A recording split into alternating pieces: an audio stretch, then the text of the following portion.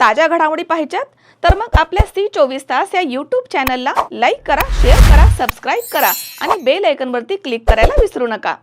Manipal hospital Baner येथील डॉक्टरांनी इंटेस्टायनल मॅलरोटेशन with midgut volumes या दुर्मिळ आणि जन्मजात आतड्यांच्या गंभीर आजारानं ग्रस्त असणाऱ्या केवळ 3 दिवसांच्या नवजात बाळावरती यशस्वी अशी शस्त्रक्रिया केली आहे.